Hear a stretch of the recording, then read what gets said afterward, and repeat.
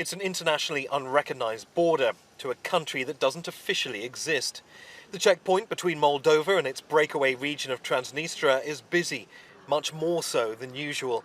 A wave of unexplained attacks in the sliver of land between Moldova to the west and Ukraine to the east mean lengthy checks going in and out. Locals can pass without special permission. Journalists can't.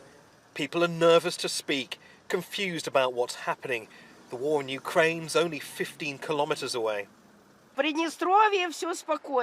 It's horrible what's happening in Ukraine. We lived through war in the 1990s. War only means one thing: bloodshed. On Monday, there was an apparent rocket attack on Transnistria's security service building in the regional capital, Tiraspol.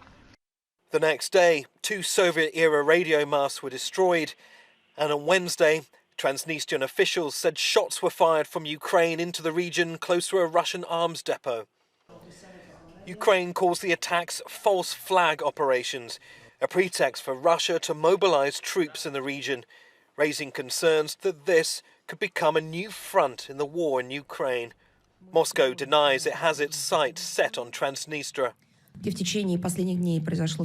We strongly condemn attempts to drag Transdniestria into what's happening in Ukraine, and we can hear some of the sensationalist claims about preparations by Russian peacekeepers, Tiraspol airstrip and Transnistrian conscripts for some hostile actions. It's believed there are around 1,500 Russian troops, so-called peacekeepers, permanently stationed in Transnistria.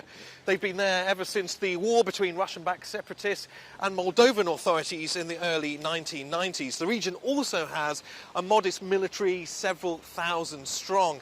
On the one side of this thin border, Moldova, a country with EU aspirations.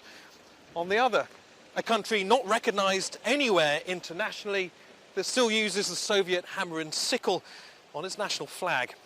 Earlier in the week, the Moldovan president, Maia Sandu, said unnamed forces inside Transnistria were in favour of war.